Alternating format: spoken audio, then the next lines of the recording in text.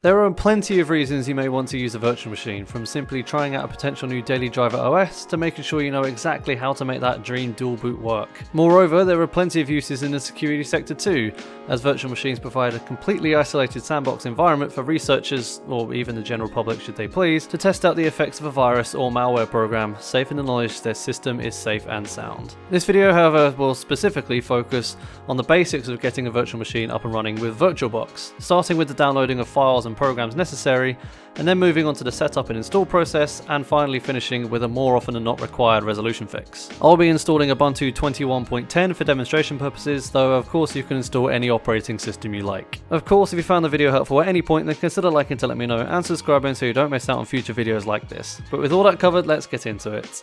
So here we are on our desktop ready to get going. As I said in the introduction, the first thing that we need to do is actually install everything we're going to need, which in this case is just Virtualbox, and we're also going to need our Ubuntu ISO as well, or whichever operating system you wish to install, but you will need an ISO for whatever that is. So we're going to go to our internet browser of choice, for me that is Firefox, and we can just type in Virtualbox. We can spell it that wrong and it'll still come up. Go here. The website will look maybe a little bit less weird for you. I have a dark reader extension, and if you're curious, it's called dark reader. It does help with websites, but it does make some websites look a bit weird. We're just going to hit download Virtualbox 6.1, and then most people will want one of the links here. So for me it would be a Windows host, but if you're of course on Mac you would want OS X, and you have different Linux distributions as well. One thing, I haven't actually tried 6.1.30, but there is a bug in 6.1.28 for anyone that's using Windows subsystem for Linux, where you can't have both running at the same time, otherwise the whole thing just breaks. So that's a weird bug. In this video I'm going to be using 6.1.26 because that's not a problem. If you don't have Windows subsystem for Linux, then you don't need to worry about that. If you do, then you can try the latest version and see if the bug has been fixed, but at time of recording it's just a bit unfortunate. So I'm not going to download any of these because I already have it actually installed. If someone does try 6.1.30, I didn't actually know it was out before recording this, and it does work, let me know in the comments. So we're going to go and get our Ubuntu ISO now, so we can just go to ubuntu.com, go to download, Ubuntu desktop, and as you can see the latest one at the moment is Ubuntu 21.10. Pretty much all of these Ubuntu installs are roughly the same. I think 20.10 was a bit weird and bugged, but the others, as far as I can tell, are all fine. I've already got the ISO downloaded, so I'm not going to download it, but if you just hit download, then it will give you a straight up download link. And it's one of these automatic download things that brings up, eventually. So once you've done that, that's all we need to download and install. Also, while you're installing Virtualbox, you will get a warning about network interfaces. You don't need to worry about that. Just hit next, and yeah, it should all work perfectly fine. So once you're in Virtualbox, you need to create a new virtual machine, which you can do using this blue new button. And you'll get a screen that looks like this. Now I would recommend immediately hitting expert mode, because for some reason I find this to be a lot more intuitive. You can set more things all at once, and it's just two screens rather than a whole host of screens. I think it's like 5 or 6 if you use the guided mode. So I just prefer the expert mode. One other thing, ignore the username in the machine folder. If you're wondering about that, Windows 10 uses your email address to generate a username, and I still use the email address that I created when I was 13 to do all these things. Or was I 12? I was one of the two. But either way, it's a very old email address. Shut up, just ignore it. So I'm going to call my VM Ubuntu 2110. It doesn't really matter what you call it, but the name will potentially make Virtualbox fill in these fields for you. If it doesn't, you can just click and you can select one. If your Linux distribution isn't here, then other Linux generally works perfectly fine. I'm going to give this 4096 megabytes or 4 gigabytes of RAM, because that is perfectly enough, and my computer has that much free. And then we're going to hit create, and then we're just going to set this to about like 25 gigs. That's the minimum recommended that Ubuntu has. I think, if I remember that correctly, is 25 gigabytes. And we're just going to leave all the rest of the buttons the same and hit the create button. And now we have a virtual machine created, but we can't run it yet. So we need to go into the settings to change some of the settings around. So the first one I'm going to talk about is system. I'm not going to go through all of these because I tend to not mess around with a lot of these. But the things I am going to do is turn the number of processors up. So I'm going to give it 6. You can give it half the number of cores that your computer has, or threads, or I'm not exactly sure what metric it uses. My laptop is a hexa-core, so it has 12 CPUs. I don't quite know how that works, but I'm just going to give it 6, which is the maximum it will let me give it, which is half. But of course you don't have to give it that many if you don't want to. Then I'm going to go to display and whack this up to 128 megs, because we have more than enough to deal with that. Then we're going to go into storage, which is arguably the most important one of them all. We're going to hit this empty, and this is where we find our ISO. So we're going to go into here.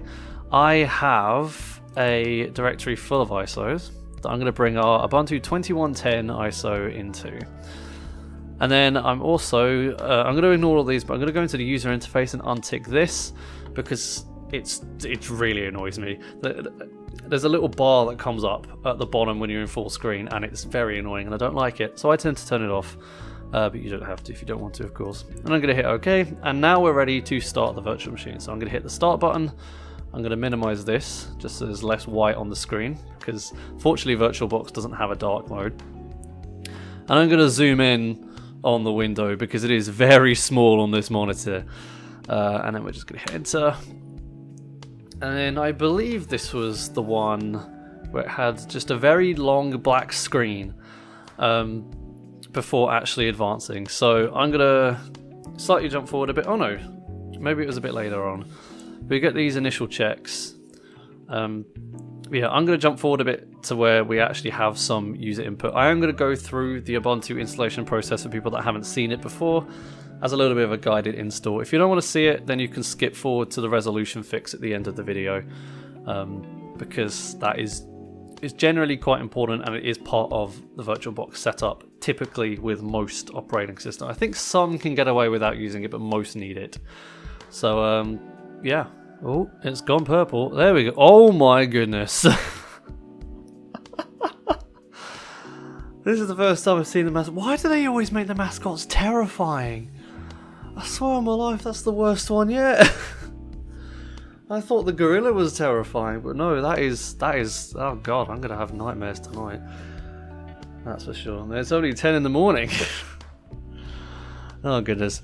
Alright, okay, so we're now in the installer. It was about a minute worth of black screen. So if you do get that, it hasn't crashed, don't worry. So we're going to hit install Ubuntu. We don't need to try it. This is a virtual machine. It's entirely isolated. And because I live in Britland, I'm going to hit English UK. So I can actually type on the damn keyboard. I'm going to hit continue, which is almost off the screen entirely. I'm going to hit minimal installation just in the interest of time, but you might want to hit normal installation, which will install more things. You know, it'll install, well, it actually says what it installs on there. You may also want to install third-party software for graphics and Wi-Fi hardware if you plan to use this virtual machine often. If you don't, then you might not need to do that. I recommend having this ticked because it does speed up the installation as well, which is otherwise quite long actually. It's not a quick installation of Ubuntu. Now it's just scanning the drive for operating systems that are currently installed. It's not going to find any. On this next screen you would actually be given the option as to whether or not you wanted to dual boot if it did find other operating systems on there, which is actually quite nice, that it just kind of handles dual booting for you.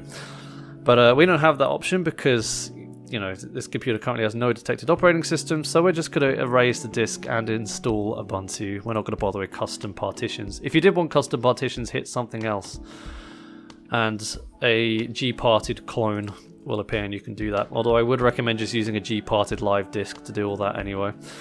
But that's out the scope of this video, so I'm going to hit continue. That's closest to where I am. If you couldn't tell by my voice, I am very much a Brit. And we're going to just... I know, I'm just going to hit VirtualBox. There we go, VirtualBox, VirtualBox, VirtualBox. It all... God. And I'm just going to have a super secure password. Also, my number lock's turned off again. That's annoying. I'm going to have a login automatically. Hit continue. Our user account will be created. Our PC name will be created with the password that we put in. And now this is the installation stage, so I'm actually going to do a little bit of a speed through, kind of Michael MJD style, if you will, and I'll catch up with you when the installation is done.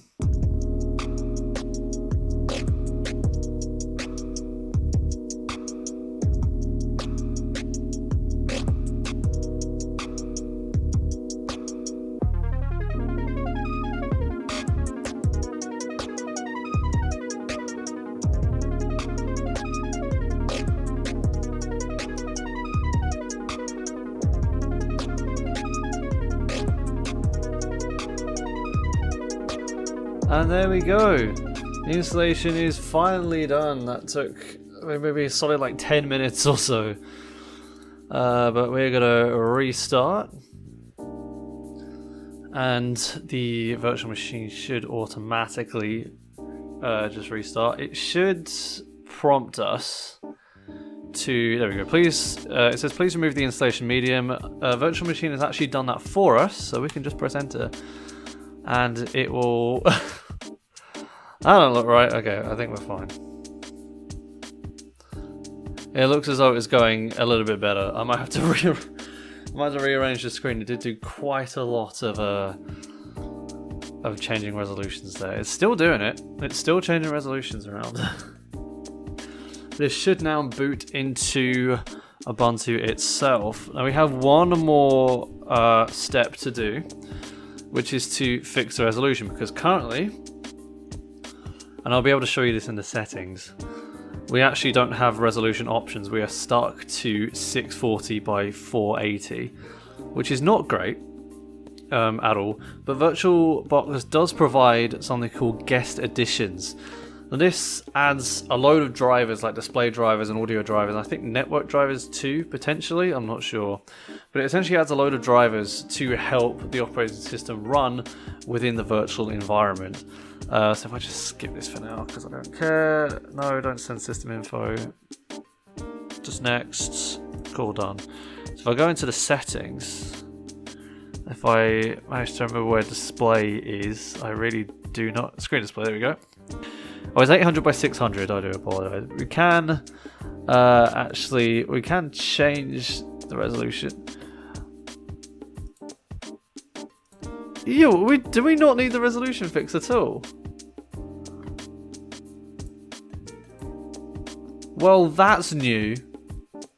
That's very new indeed. What I will do, I will still show it off. Apparently you don't need it for Ubuntu anymore, but I will still show it off because you probably do still need it for a number of other operating systems. I know you needed it with older Ubuntu versions too, so I will still show it off. But apparently, with Ubuntu 21.10, you don't need the guest additions at all. But if we exit full screen for a second, we can go, is it device? Yeah, devices, insert guest addition CD image. I think we still need this for a number of other drivers as well, potentially.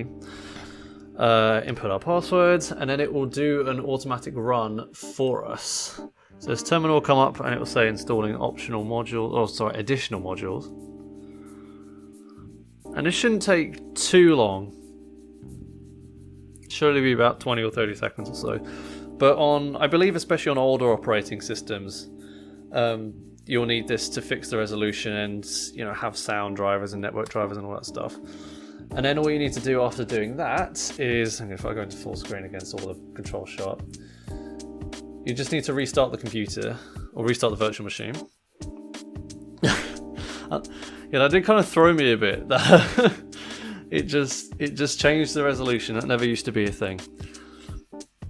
But if you do that, you know, again, it will show the screen in 4K. But now, if your virtual machine didn't have resolution options for whatever reason, I believe Windows especially requires it, then it should now boot up into its native resolution.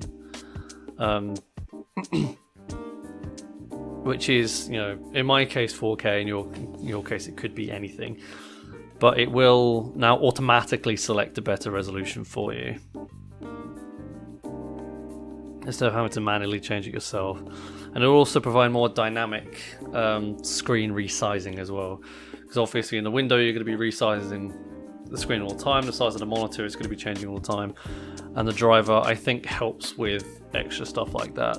Yeah, so we're now full screen again, and if I come out, yeah, we are able to change the size of the window, and it just kind of sorts itself out. So we can make it lonk boy, well, not super. Oh, we can make it kind of lonk boy. We can also make it thin boy. That is even more terrifying than it was before. We can make it pretty much any resolution we want, any aspect ratio we want, and it will just kind of adapt to it. So yeah, that is how to use VirtualBox. In this case, we installed Ubuntu, though of course you can install whichever operating system you like, pretty much, into a VirtualBox virtual machine. With that, I would like to thank my amazing patrons on screen now. £1 a month and you can be on that screen too. And I'll see you in the next video where I think, quote, I'll be experimenting with a new format. It's not exactly a YouTube original format, but it is a new format for my channel, so that's quite exciting. So hopefully I'll see you for that.